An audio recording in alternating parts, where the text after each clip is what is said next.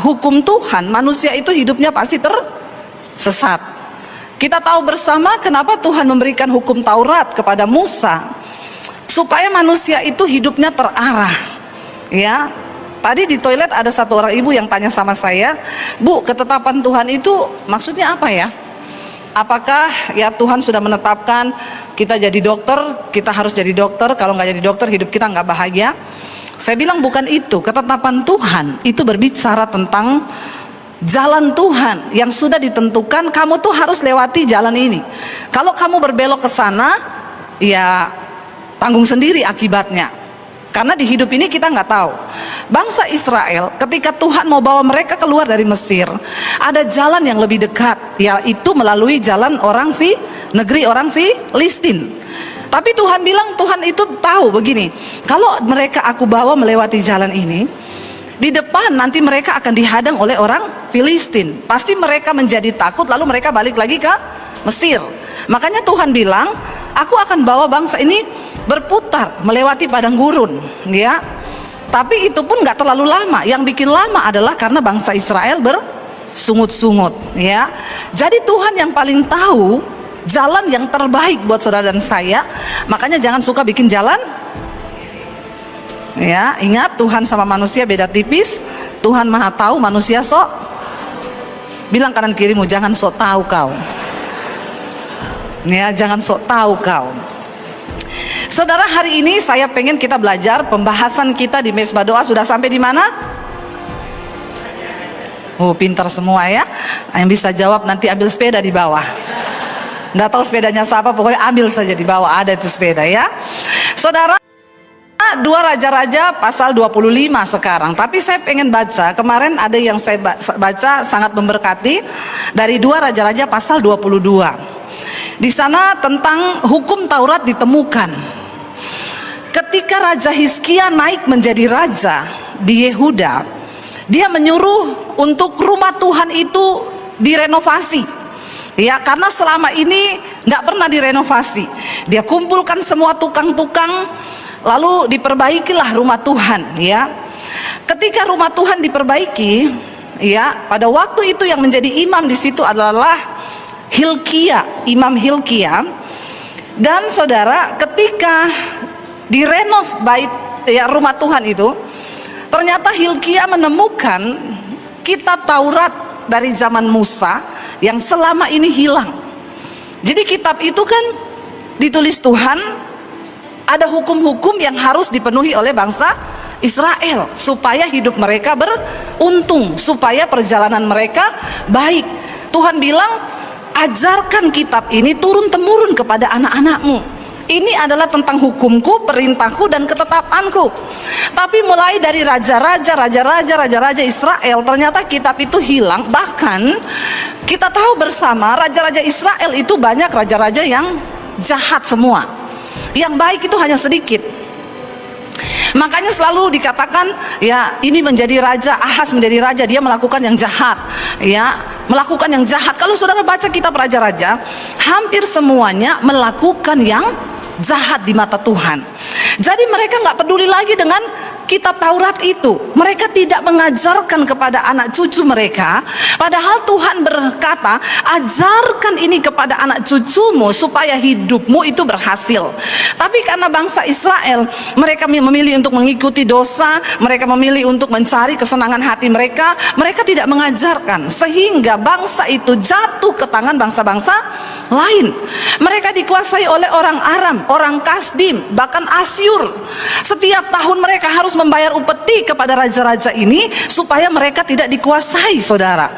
Lalu ketika Yosia menjadi raja, ya dia suruh pugar, ketemu kitab Taurat itu.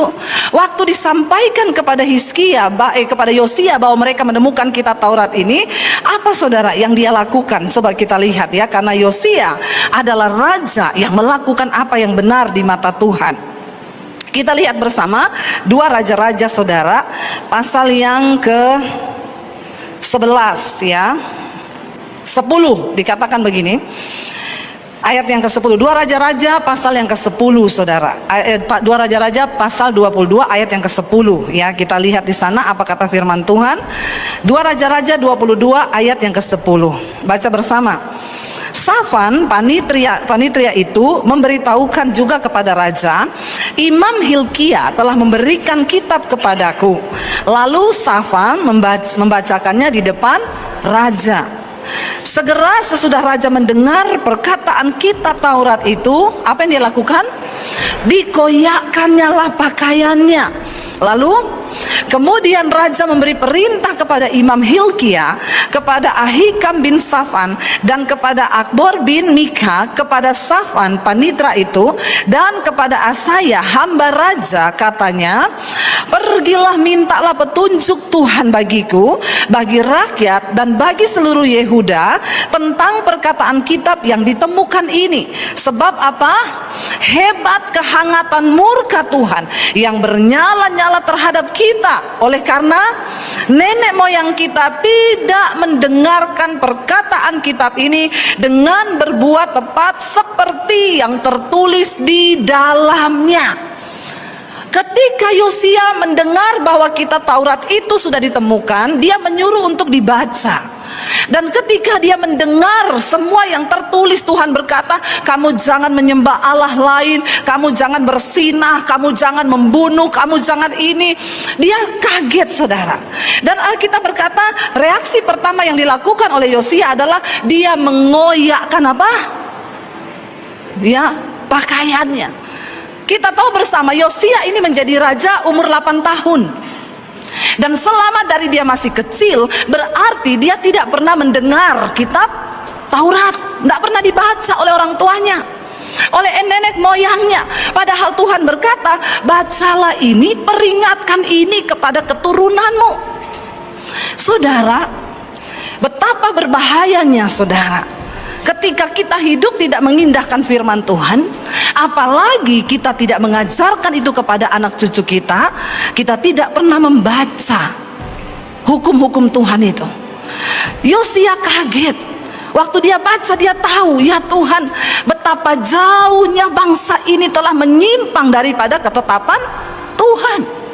Dia mengoyakkan jubahnya, Saudara. Pada waktu itu orang mengoyakkan jubahnya itu tanda bersalah, tanda tidak mampu, tanda dia itu menyesal. Dikatakan dia mengoyakkan pakaiannya. Lalu apa yang dia lakukan, Saudara? Dikatakan dia kumpulkan saat itu juga orang-orang yang berperan di atas bangsa itu. Nabi, dia panggil imam besar yaitu Hilkia. Dia panggil semua ya orang tua-tua di Yehuda. Lalu dia bilang, cepat minta petunjuk. Minta petunjuk Tuhan. Ya, apa yang terjadi setelah kita tahu kesalahan kita? Makanya Alkitab berkata, firman Tuhan itu berguna. Yang pertama untuk menuntun jalan kita, yang kedua untuk mengubah kelakuan kita, yang ketiga untuk ya membuat kita ini bisa introspeksi diri. Jadi ketika Yosia membaca seluruh kitab Taurat itu, dia bilang, cepat ya minta petunjuk Tuhan. Apa yang akan terjadi dengan bangsa ini? Karena bangsa ini sudah jauh melenceng dari jalan Tuhan. Saudara, perhatikan keadaan keluarga kita. Apakah keluarga kita sudah jauh menyimpang daripada hukum Tuhan, daripada firman Tuhan? Ya, kita nggak usah bicara bangsa ini dulu lah. Kalau bangsa ini memang sudah terlalu besar, makanya kita berdoa supaya pemimpin yang terpilih atas bangsa ini, wah kalau yang kayak Yosia, puji Tuhan, haleluya 12 kali ya. Kira-kira ada enggak ya yang masih begitu pemimpin di bangsa ini, yang menangis bagi rakyatnya, menangis kepada Tuhan karena bangsa ini berdosa, mengoyakkan jubahnya dan menyesal dan berkata, ya ampun, kita ini sudah jauh melangkah menyalahi hukum Tuhan. Makanya jangan pernah berhenti berdoa, Saudara, buat bangsa ini, amin, supaya bangsa kita melakukan apa yang benar di mata Tuhan. Ya, dikatakan di sana dia kumpulkan, dia baca, lalu dia bilang, segera tanyakan, cari orang yang bisa mendengar suara Tuhan dan bisa kasih tahu apa yang akan terjadi karena kita sudah melangkar terlalu jauh. Ayat 13 dikatakan, pergilah, dia bilang, mintalah petunjuk Tuhan bagiku, bagi rakyat dan bagi seluruh Yehuda tentang perkataan kitab yang ditemukan ini, sebab hebat kehangatan murka Tuhan yang bernyala-nyala. Karena memang Yosia nggak tahu, dia jadi raja menggantikan bapaknya itu umur 8 tahun. Ya, secara manusia memang nggak masuk akal. Dan dikatakan di sana, ya, karena nenek moyang kita tidak mendengarkan perkataan kitab ini yang dia tahu, waktu dia baca baru matanya tersingkap. Saudara, bagaimana kita bisa tahu dosa dan pelanggaran kita? Hanya ketika kita ini bergaul dengan firman Tuhan. Amin. Makanya jangan malas baca Alkitab. Setidaknya dengar mesbah syukur dan mesbah doa, ya. Ya, biar tahu. Amin. Iya, jangan lupa bagikan, share sama orang-orang, ya, supaya orang-orang yang tadinya malas baca Alkitab, mereka mengalami tuntunan. Saudara, tidak main-main loh. Lalu dikatakan di sana, dia bilang pasti murka Tuhan menyala atas kita ini, ya, karena nenek moyang kita tidak mendengarkan, tidak membaca dan tidak melakukan yang tertulis di dalamnya. Ayat 14. Maka pergilah siapa? Imam Hilkia, Ahikam, Akbor, Safan, dan Asaya kepada Nabiyah Hulda. Jadi ada seorang wanita yang saat itu dia nabi, saudara. Jadi sebutannya Nabiyah. Dia adalah istri seorang yang mengurus pakaian-pakaian, yaitu Salum binti Tikwa bin Haras. Dia Nabiyah yang tinggal di Yerusalem, di perkampungan baru. Mereka memberitakan semuanya kepadanya. Ya, mereka tahu ada seorang yang diurapi Tuhan, yang bisa mendengar suara Tuhan. Ya, perempuan itu menjawab mereka, beginilah firman Tuhan Allah Israel, katakanlah kepada orang yang menyuruh kamu kepadaku. Ini Tuhan yang bicara, perhatikan, kunyah huruf besar. Tuhan bicara lewat Nabiyah ini, saudara. Ya, dia bilang, beginilah firman Tuhan, sesungguhnya aku akan mendatangkan malapetaka atas tempat ini dan atas penduduknya, yakni segala perkataan kitab yang telah dibaca oleh Raja Yehuda, ya. Karena mereka meninggalkan aku dan membakar korban kepada Allah lain dengan maksud menimbulkan sakit hatiku dengan segala pekerjaan tangan mereka. Sebab itu kehangatan murkaku akan bernyala-nyala terhadap tempat ini dengan tidak padam-padam. Karena mereka sudah jauh meninggalkan Tuhan dan mereka menimbulkan sakit hati Tuhan.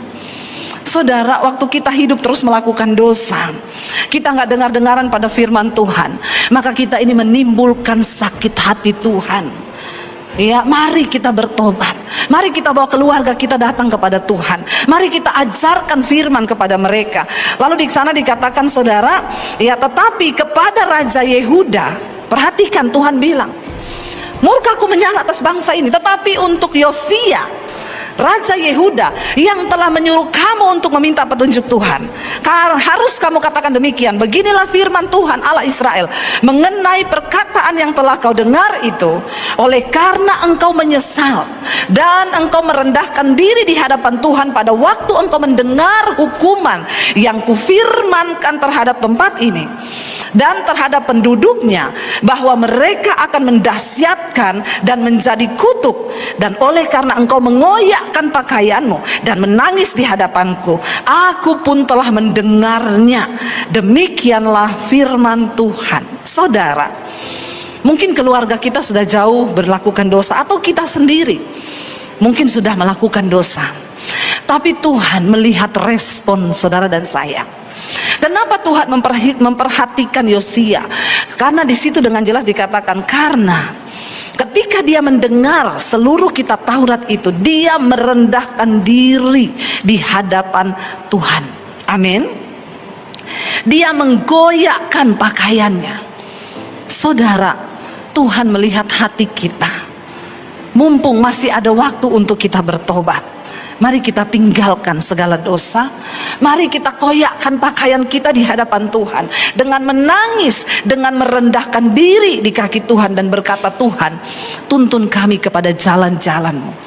Maka belas kasihan Tuhan, ya, akan kita alami di dalam hidup kita. Katakan amin. Tuhan gak pernah lihat berapa banyak kejahatan yang kita buat.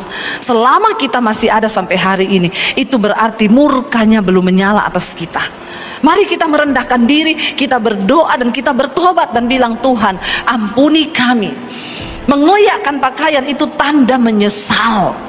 Tidak ada dosa yang tidak sanggup diampuni oleh Tuhan, saudara, kecuali menghujat Roh Kudus. Apa itu menghujat Roh Kudus? Roh Kudus itu kan bicara sama kita tiap hari toh. Alkitab bilang, ya kemarin ada orang bikin status gini, hello, ada yang bisa jawab nggak? Apa tanda Roh Kudus ada dalam diriku? Saya bilang begini, Pak, kalau ada yang ingetin waktu Bapak marah, terus ada suara di hati ngomong gini, jangan marah-marah, itu dosa loh. Nah, itu suara Roh Kudus, Pak. Kalau Bapak pelit, terus ada suara yang ngomong, jangan pelit-pelit loh. Nah, itu Roh Kudus, Pak. Ya, tapi kalau ada suara yang bilang gini, itu orang kurang ajar banget sama kamu ya, balas saja, lebih kali, itu roh kuda liar. Bukan Roh Kudus itu, ya. Jadi jangan salah dengar ya. Jadi saudara, menghujat Roh Kudus artinya apa? Kalau engkau pahit hati sama orang, lalu Roh Kudus bilang, ampuni dia, karena firman Tuhan berkata kamu harus mengampuni, tapi kita nggak peduli. Kita ngomong, enggak lah, orangnya jahat. Engkau sudah menolak Roh Kudus loh, menolak suara yang berbicara dalam hidupmu. Dan kalau engkau terus hidup dalam dosa, terus tidak mau bertobat, engkau sudah menghujat Roh Kudus. Ya, itu orang yang tidak terampuni dosanya. Kenapa dikatakan orang yang menghujat Roh Kudus tidak terampuni dosanya? Karena memang orang itu berarti tidak mau bertobat. Amin. Ya, Roh Kudus itu mengingatkan firman Tuhan. Waktu kita berdosa, Roh Kudus ingetin. Saudara berantem sama suami, marah, ngambek, terus ada suara yang bilang, nggak usah marah-marah sama suamimu, ampuni, sudah bertobat, jangan marah, tinggalkan panas hati. Tapi kita marah terus, ya. Nggak peduli, ya saya pokoknya mau marah. Nah itu saudara, engkau menghujat Roh Kudus yang berbicara. Makanya jangan menolak suara Roh Kudus selama ia masih berbicara kepadamu. Buka hatimu, terima. Lalu saudara, ya dikatakan di situ bahwa ketika dia mendengar suara itu, dia takut, dia kaget. Ya, dikatakan bahwa dia merendahkan diri di hadapan Tuhan, dia menangis. Ya, waktu dia dia membaca itu dikatakan dia menangis, saudara. Dia merendahkan diri dan dia mengoyakkan pakaiannya, menangis di hadapanku. Tuhan tertarik dengan hati yang hancur. Makanya dikatakan Tuhan itu dekat dengan orang yang remuk hatinya, yang mau bertobat. Ya, sering-seringlah kita menangis dekat dengan Tuhan, saudara. Ya, karena Tuhan tuh dekat. Banyak orang Kristen itu cuma datang tuntun Tuhan. Saya banyak sekali saudara orang yang WA, yang konseling nggak saya jawab memang. Bu, ya kalau Tuhan ada, kenapa hidupku begini? Pret. Yang begitu-begitu jangan mimpi saya jawab. Enak aja lu. Ya, dari kayak begini aja udah tahu hidupmu tuh nggak bertobat. Biar saya mau nasihati juga, ya hatimu tuh buta. Kecuali yang begini, shalom bu, ya saya rindu mengenal kehendak Tuhan. Saya ini banyak dosa, itu saya jawab. Ya, tapi banyak tuh yang begitu. Kalau Tuhan ada, kenapa hidupku begini? Kalau Tuhan ada, kenapa aku diberi jodoh begini? Pret. Jodoh yang pilih siapa? Siapa yang pilih jodoh? Berarti nasibmu enak aja salahin Tuhan. Saya paling jengkel loh kalau ada orang nyalahin Tuhan. Gara-gara jodohku begini, siapa yang suruh kau kawin sama dia? Terus nyalahin Tuhan, enak aja. Kalau saya jadi Tuhan, untung saya bukan Tuhan. Ya, lihat orang Kristen ini, ya saya aja jengkel loh saudara. Untung Tuhan itu panjang sabar loh Tuhan itu sabar. Wong yang pilih jodoh ya kamu sendiri. Kok yo kalau Tuhan ada, kenapa saya diberi jodoh begini? Saya bilang makanya cinta itu buta, makan tuh buta. Anak-anak muda di sini kau jangan salah pilih jodoh, buka mata. Ya, jangan bilang cinta itu buta, pret, makan tuh cinta. Kalau udah nikah, nggak ada makan cinta. Salah satu penyebab kemacetan di jalan adalah saldo kurang. Kau cuma makan cinta, ya kau nikah nggak ada duit, makan itu cinta. Coba saya mau lihat berantem terus setiap hari. Ya 70% masalah konseling yang masuk, semua masalah keuangan. Ini bahaya memang hari-hari ini saudara, apalagi ya resesi sedang melanda dunia. Ya, dunia barat Eropa sekarang sedang mengalami krisis. Saya baca tadi pagi beritanya, kantor PBB tutup di Eropa. Kenapa? Listrik naik 300% karena perang, ya. Mereka lagi kesulitan energi hari-hari ini. Ya, kita ini masih bersyukur, ya. Kadang kita lupa bersyukur. Ya, masih ada air, bangun pagi ada listrik. Syukuri itu, amin. Ya, kita lihat sekarang krisis mulai melanda dunia. Ya, jadi banyak-banyaklah bersyukur, saudara. Ya, jangan cuma cinta toh. Ini anak-anak muda ini cinta, ya, begitu nikah salahin Tuhan karena salah menikah. Makanya itu yang saya bilang, ya, rumah tangga ini kita mau bawa seperti apa, saudara? Itu tergantung daripada kita, saudara, ya. Makanya hati-hati. Kemarin saya sampaikan di salah satu khotbah saya, ya, ada ibu-ibu yang bilang, itu tetangga sebelah kanan kita tuh loh, rumah tangganya, ya, kayak hari Valentine. Ditanya sama suaminya, kenapa? Tiap hari mereka sayang-sayangan, mesra-mesraan. Ya, yang sebelah kiri tuh kayak Imlek, hari Imlek. Oh iya, kenapa? Istrinya tiap hari dikasih angpau. Lalu suaminya tanya sama istrinya, kalau rumah tangga kita kayak apa? Hari buruh. Aku tiap hari kerja paksa. Gajinya cepet kurang. Kalau demo dipecat. Kasihan, ya. Makanya saya bilang, untung saya sama suami saya, rumah tangga kami seperti hari Natal, penuh damai sejahtera dan sukacita. Amin. Ya, saudara, mari kita sungguh-sungguh perhatikan kitab Taurat supaya tidak salah melangkah. Dikatakan di sana kalau orang melakukan yang jahat di mata Tuhan, dia menimbulkan sakit hati Tuhan. Lalu dikatakan di sana, saudara, tapi Yosia mendapat pengecualian. Tuhan bilang, aku mendengar doanya, demikianlah firman Tuhan. Lalu ayat yang berikutnya, sebab itu, baca bersama, sesungguhnya aku akan mengumpulkan engkau kepada nenek moyangmu, dan engkau akan dikebumikan ke dalam kuburmu dengan damai, dan matamu tidak akan melihat segala malapetaka yang akan kudatangkan atas tempat ini. Lalu mereka menyampaikan itu kepada raja. Jadi Tuhan berfirman, karena Yosia merendahkan hati bertobat, malapetaka tetap datang, saudara. Karena memang bangsa itu tidak bertobat. Yang bertobat hanya Yosia. Tapi Tuhan bilang dia tidak akan melihat, dia akan mati dulu. Setelah dia mati, barulah Tuhan akan mendatangkan malapetaka atas bangsa itu. Kita lihat, saudara, ya, 2 Raja-Raja pasal 23, saudara. Lalu apa yang dilakukan oleh Yosia ketika dia mendengar itu? 2 Raja-Raja 23. Sesudah itu, ya, Raja Yosia itu menyuruh orang mengumpulkan semua tua-tua Yehuda dan Yerusalem. Dia nggak diam saja. Dia tahu akan ada malapetaka besar yang datang atas bangsa itu. Kemudian apa? Pergilah raja ke rumah Tuhan, dan bersama-sama dia semua orang Yehuda dan semua penduduk Yerusalem, para imam dan para nabi dan seluruh orang awam, dari yang kecil sampai yang besar. Dan dengan didengar mereka, ia membacakan segala perkataan dari kitab perjanjian yang ditemukan di rumah Tuhan itu. Satu hal, Yosia tahu bahwa penghukuman akan datang, murka Tuhan akan datang atas bangsa itu. Tapi dia tidak mau salah di hadapan Tuhan. Tuhan bilang begini, saudara, kalau ada orang melakukan dosa, lalu kamu tegur orang itu, kamu kasih tahu jalan kebenaran, dia bertobat, dia kembali kepada Tuhan, dia selamat, dan kamu bebas dari tuntutan karena kamu kasih tahu dia. Sebaliknya, kalau ada orang berbuat dosa, kamu tahu dia berbuat dosa, tapi kamu tidak tegur dia, dia berjalan terus dalam dosanya, dia akan mati karena dosa itu, tetapi kamu bebas dari pertanggungan jawab karena kamu sudah kasih tahu dosanya. Tidak apa-apa saudara kasih tahu, tapi berdoa dulu. Kalau kita lihat ada orang-orang yang berbuat dosa, ya, kasih tahu baik-baik, ya, tegur empat mata dengan kasih. Kalau dia nurut, puji Tuhan, dia selamat. Kalau dia tidak nurut, ya dia mati dalam dosanya, tapi kita bebas dari pertanggungan jawab terhadap jiwanya.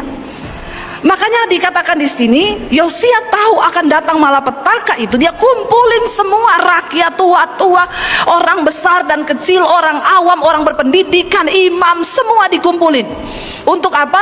Dia bacakan semua perkataan dari kitab perjanjian yang ditemukan di rumah Tuhan itu, supaya semua orang mendengar kebenaran. Saya bersyukur, saudara, dengan datangnya pandemi, lalu sekarang banyak, ya, media yang memberitakan firman Tuhan. Saya bersyukur lewat YouTube, ya, lewat channel saya. Setiap hari kita menyuarakan kebenaran. Ternyata saudara, saya ketemu banyak orang di semua kota, pulau, bahkan negara yang saya datangi. Mereka bersaksi. Mereka cerita, Bu, saya mengucap syukur. Saya ini dulu tidak tahu kebenaran, tapi setelah saya tiap malam dengarkan mesbah doa, tiap pagi saya dengar mesbah syukur, sekarang saya bertobat, Bu. Ada yang sedang bersinah, ada yang udah mau cerai, ada yang mau bunuh diri. Loh saudara, ya, saya pergi ke Amerika, ada orang yang cerita, Bu, saya nih loh mau bunuh diri, Bu, saya. Keadaan ekonomi bangkrut. Saya jatuh dalam dosa perselingkuhan, iblis intimidasi saya. Saya ini sudah bawa mobil lagi nyetir loh, Bu. Saya mau cari tempat bunuh diri yang aman. Loh, untuk bunuh diri aja cari tempat aman loh saudara. Ya, nggak gampang juga ternyata mau bunuh diri itu. Di jalan saya putar YouTube, Bu, di mobil. Tiba-tiba saya dengar khotbah ibu. Saya berhenti di pinggir jalan, Bu. Saya nangis dilawat Roh Kudus di pinggir jalan loh, Bu. Saya bertobat, saya akhirnya dipulihkan Tuhan. Saya kembali kepada Tuhan. Loh saudara, ya, saya percaya pandemi kemarin adalah salah satu tanda bahwa kedatangan Tuhan sudah sangat dekat. Makanya adanya media ini sampai di seluruh penjuru bumi. Ingat loh, Yesus bilang tanda kedatangan Tuhan, yang pertama itu akan ada kesusahan, yang kedua perang. Sekarang perang udah terjadi terus kan. Yang ketiga Tuhan bilang itu semua belum kesudahannya, sampai apa? Injil kerajaan ini sudah diberitakan dulu. Semua orang sudah mendengarnya, baru datanglah kesudahan zaman. Loh kenapa Injil ini harus diberitakan dulu supaya semua orang mendengar? Supaya tidak ada alasan orang yang berkata saya belum dengar loh kebenaran. Ya, makanya saudara, tugas saudara tidak usah sekolah Alkitab dulu. Ya, sudah cukup itu anak-anak sekolah Alkitab itu. Wah, saya puji Tuhan, haleluya sekali saudara ya. Mendengar kesaksian mereka terpanggil, ada yang dari Papua, ya dari NTT, banyak kan dari luar pulau. Yang saya bingung dari Jawa sendiri tidak ada. Ya, memang ini penggenapan firman atau bagaimana ya? Ya puji Tuhan loh, mereka cerita ada yang, Bu, saya ini untuk datang saya nggak punya biaya karena memang tiket kami yang bayarin semua, tapi untuk sangu saya kan perlu uang di jalan untuk makan. Saya ngojek, Bu, seminggu, Bu, cari uang untuk saya bisa berangkat. Wah, saya percaya ini anak-anak jadi anak-anak yang militan. Tadinya saya tuh khawatir juga saudara. Saya pikir tadi saya bilang ini buat orang-orang yang tidak mampu gratis. Pikiran saya paling yang tidak mampu itu 4-5 orang lah ya, yang tidak mampu, yang lain mampu. Ini hampir semua tidak mampu. Saya bilang Tuhan, berarti memang benar ya ini nubuatannya Tuhan ya. Memang sekolah ini memang harus dibuka untuk itu ya. Saya tadinya khawatir waktu sudah laporan kita bikin proposal, pengeluarannya 1 bulan 50 juta untuk makan. Aduh, Tuhan Yesus, uang dari mana? Tapi saya meneguhkan hati saya. Ya seperti Raja Hizkia, dia tidak takut dengan ancaman Raja Asyur. Dia datang di hadapan Tuhan, menguatkan hatinya. Saudara percaya nggak? Yang tadinya saya takutkan, saya taruh duit di sana kan. Setiap hari saya pantau, masih berapa saldo. Saldonya tidak berkurang-berkurang. Kenapa? Tiba-tiba ada orang antar, Bu, saya 2 minggu sekali ya ngantar telur 2 peti, ngantar tahu, tempe 600 potong. Sampai kita kebingungan, kebanyakan nih mau bawa kemana ya. Jadi itu anak-anak full protein. Tiba-tiba ya protein terus sudah, biar otot mereka kuat ya. Bukan hanya otot ini ya, tapi otot rohani dan otot jasmani juga kuat toh. Sekarang kan orang pada diet toh, biar ototnya kuat kan. Padahal yang diserang sekarang bukan hanya otot ini loh, otot otak diserang. Apalagi mendekati jatuh tempo. Jadi kau jangan hanya melatih otot kekuatanmu, latih otot imanmu, amin. Ya karena iman yang kita pakai hari-hari ini.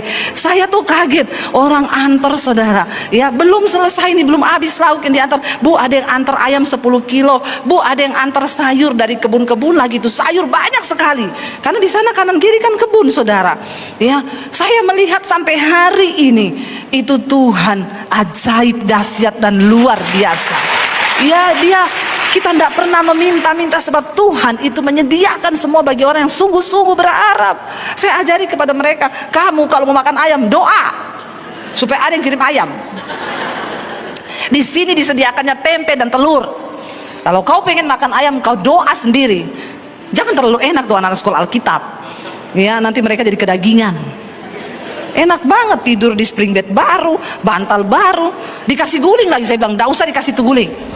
Nanti mereka keenakan peluk guling. Jam 5 pagi tidak bangun. Ya, jadi tidak pakai guling, pakai bantal saja. Itu aja udah puji Tuhan, haleluya 12 kali. Saya dulu bantalnya pakai dus Indomie. Kamu enak pakai bantal baru sekarang. Tapi saya melihat saudara, wow, Tuhan itu dahsyat dan ajaib. Ya, jadi saudara, kita harus memperdengarkan loh. Anak-anakmu kasih tahu. Kalau dia pacaran, saudara bilang hidup dalam kekudusan ya. Yang penting saudara udah ingetin, terserah dia. Ingat ya, kamu yang akan membayar harga loh. Mami udah kasih tahu kamu hidup dalam kekudusan. Saudara harus ingetin, kasih tahu firman Tuhan. Sebab hanya orang yang hidup kudus yang akan melihat Tuhan. Jangan coba-coba kau melenceng. Kasih tahu saudara.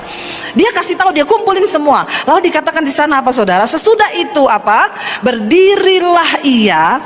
Ya, berdirilah raja dekat tiang dan diadakannya lah perjanjian di hadapan Tuhan untuk hidup dengan mengikuti Tuhan dan tetap menuruti perintah-perintahnya, peraturan-peraturannya dan ketetapan-ketetapannya dengan apa? Segenap hati dan dengan segenap jiwa, dan untuk apa? Menepati perkataan perjanjian yang tertulis dalam kitab itu, dan seluruh rakyat turut mendukung perjanjian itu. Bayangkan loh, ini raja ya, luar biasa.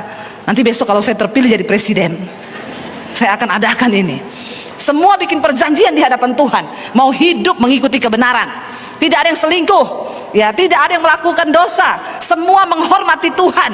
Wow, luar biasa nggak saudara? Jadi saudara setuju saya paslon nomor 4? Pret. Ya, kok kayak orang kampanye ya saudara?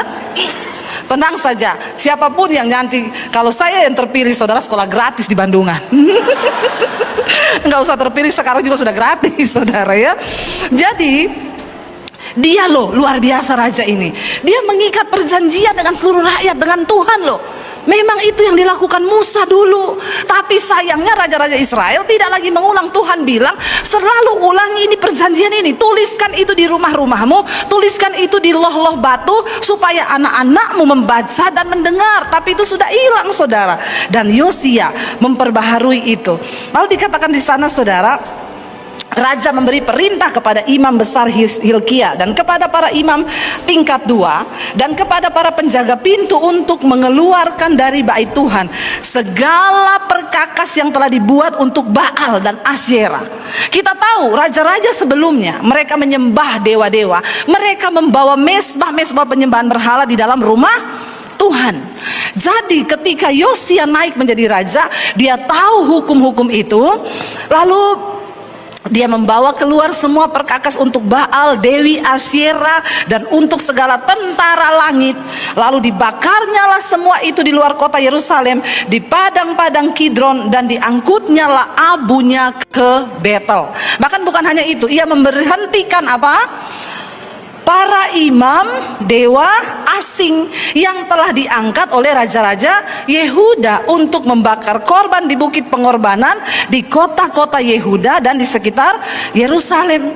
Juga orang-orang yang membakar korban untuk Baal, untuk dewa-dewa matahari, dewa bulan, untuk rasi-rasi bintang, dan untuk segenap tentara langit. Bayangkan loh, ada imam-imam palsu juga. Ya, dibawanya lah tiang-tiang berhala dari rumah Tuhan keluar kota Yerusalem ke sungai Kidron, lalu dibakarnya lah di situ dan ditumbuknya halus-halus menjadi abu, kemudian dicampakkannya lah abunya ke atas kuburan rakyat jelata. Saudara lihat ya, betapa jauhnya bangsa ini telah jatuh. Bahkan ia merobohkan petak-petak pelacuran bakti loh saudara, yang ada di rumah Tuhan. Luar biasa ya. Di rumah Tuhan ternyata ada pelacuran bakti, karena mereka menyembah dewa Baal dan Dewi Asyera, dan itu sangat identik dengan persinahan ya, karena dewinya itu dewi persinahan, disembah, dan mereka melakukan pelacuran bakti. Orang-orang perempuan bahkan bertenun sarung untuk Asyera, mereka bikin saudara ya. Sekarang setan itu, saya kemarin ke Semarang diajak ke kuburan. Lalu saudara, saya ketemu penjaga kuburnya. Saya tanya sama ya keluarga ini yang ngajak saya, karena suaminya meninggal berapa puluh tahun.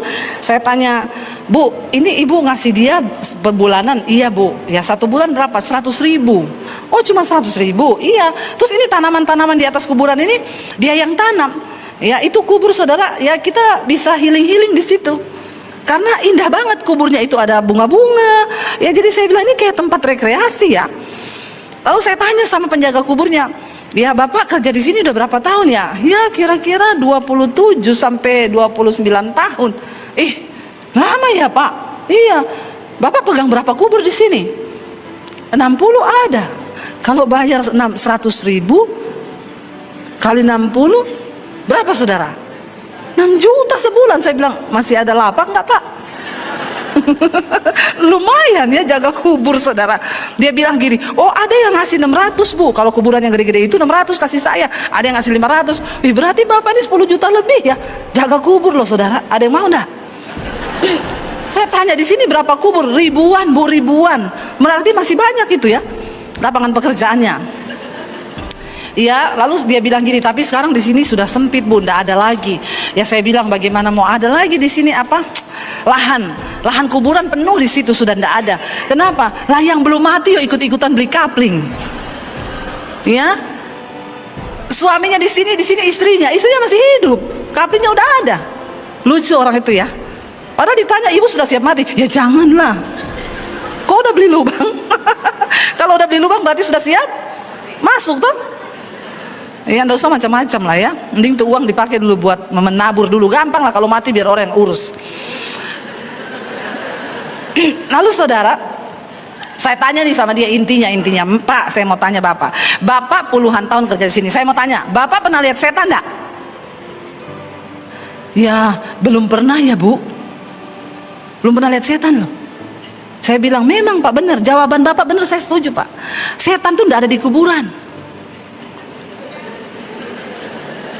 Setan banyaknya di mana? Di mana saudara? Setan banyaknya di mana? Di gereja, toh? Banyak setan di gereja. Banyak. Kenapa setan banyak di gereja? Ya karena dia tahu kan saudara mau mendekatkan diri sama Tuhan, toh? Amin. Ya. Aminnya kenceng banget tuh. Kayaknya kepahitan ya. Nah, memang tapi memang benar toh. Setan tuh enggak ada di kuburan. Ya setan tuh enggak ada saudara di tempat-tempat orang mati. Ya buat apa dia ganggu orang mati toh? Loh, saya mau tanya lah, setan mau ganggu orang mati buat apa? Wong udah mati toh?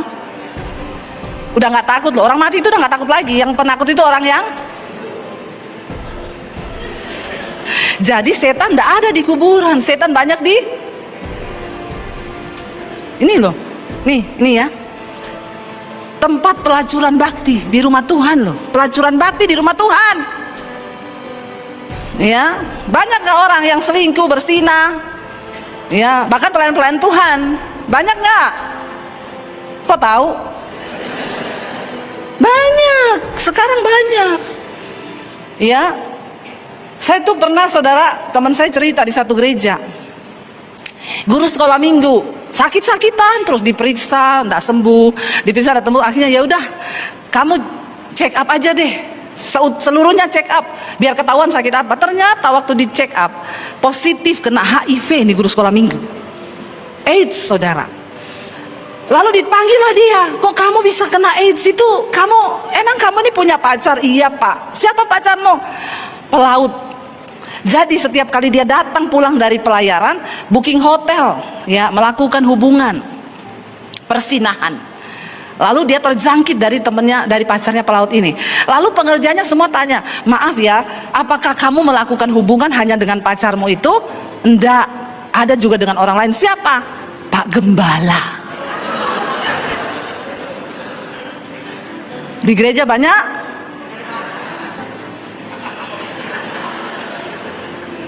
Ya, guru sekolah minggu dirasuk setan.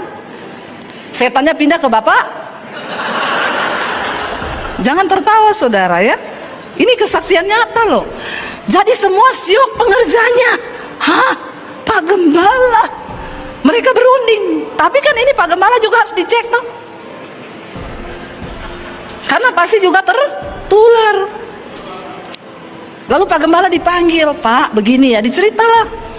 Ini guru sekolah minggu kan kita sudah cek dia positif kena HIV. Tapi dia juga ada cerita bahwa dia berhubungan dengan Bapak Gembala. Jadi mau tidak mau Bapak juga harus cek, harus dites. Akhirnya Bapak Gembala dites dan ternyata positif. Ibu Gembala harus tes juga karena berhubungan dengan Bapak Gembala. Loh, ya iya toh. Ibu Gembala dites, puji Tuhan. Karena Pak Gembala sudah dengan guru sekolah minggu. Jadi Ibu Gembala lolos. Karena ternyata Pak Gembala nggak pernah menyentuh Ibu Gembala lagi. Kan sudah sama guru sekolah minggu yang muda toh. Tuhan tahu meluputkan orang-orang yang benar. Hati-hati loh bapak-bapak. Singkat cerita tragis, guru sekolah minggu meninggal, Bapak Gembala juga meninggal. Dua-dua meninggal karena positif terkena AIDS. Makanya saudara, Yosia dia buang semua itu pelacuran-pelacuran bakti yang ada di rumah Tuhan. Sekarang ini di gereja saudara, orang-orang yang rajin ke gereja, tetap mereka berzina, selingkuh, homo, lesbi, tetap. Tapi ke gereja juga jalan terus. Ya, tapi homo jalan terus, lesbi jalan terus, selingkuh jalan terus. Ya, percabulan jalan terus. Ini kan ngeri toh. Makanya setan tidak ada di Iya, setan dari kuburan, setan banyak di gereja. Gangguin orang-orang yang mau coba dekat dengan Tuhan. Makanya saudara harus kuat iman. Dihancurkan semuanya, ya. Bahkan ayat yang berikutnya, disuruh nyala datang semua imam dari kota-kota Yehuda. Lalu ia menajiskan bukit-bukit pengorbanan. Tempat para imam itu membakar korban dari Geba sampai Berseba. Dirobohkannya lah pula bukit-bukit pengorbanan di pintu-pintu gerbang yang ada dekat lubang pintu gerbang Yosua, penguasa kota itu, yang ada pada sebelah kiri kalau orang memasuki pintu gerbang kota itu. Jadi dia menyatakan najis, ini semua najis, tidak boleh disentuh, tidak boleh dipegang. Jangan lagi engkau membakar korban. Tetapi para imam bukit-bukit pengorbanan itu tidak boleh naik ke atas mezbah Tuhan di Yerusalem. Hanya mereka boleh memakan roti yang tidak beragi di tengah-tengah saudara-saudara mereka. Saudara, hari ini saya berdoa supaya kebenaran kita sungguh-sungguh hidupi dalam hidup kita. Amin. Jangan merasa aman saudara ya. Hari-hari ini jangan merasa aman, tapi mari kita berjaga-jaga. Ya, saya percaya saudara, ini dunia tidak semakin baik. Ya, ini dunia tidak semakin baik. Ya, semua bisa terjadi kapanpun, bisa terjadi sesuatu. Mari kita sungguh-sungguh berjaga di dalam iman. Ya, makanya saya itu ya tenang kalau ada di Bandungan sana di sekolah Alkitab ya. Rasanya aduh ya, enggak banyak setan di sana. Di bawah gunung ya, dekat dengan Tuhan, jauh dari hiruk pikuk kota ya. Mari kita sungguh-sungguh hari-hari ini menjaga iman kita. Kita mulai hidup dalam takut Tuhan ya, dan pada akhirnya kita tahu bersama akhir dari kisah ini, Yosia mati. Dia dikuburkan dengan nenek moyangnya. Lalu apa yang terjadi? Murka Tuhan turun atas Yehuda. Masuklah Babel. Ya, pada waktu itu Babel menaklukkan Mesir dan menaklukkan Asyur yang sudah menekan Yehuda dan Israel. Lalu ditaklukkan oleh Babel dan akhirnya Babel masuk ke Yehuda. Mereka semua dibawa di dalam pembuangan sebagai tawanan. Mereka diangkut, bahkan yang lainnya dibunuh saudara semuanya. Dan akhirnya Babel masuk menguasai ya Yehuda. Mereka yang mengangkat gubernur, mereka yang mengangkat raja, mereka yang menetapkan semua ketetapan-ketetapan. Bahkan imam-imam dibunuh saudara.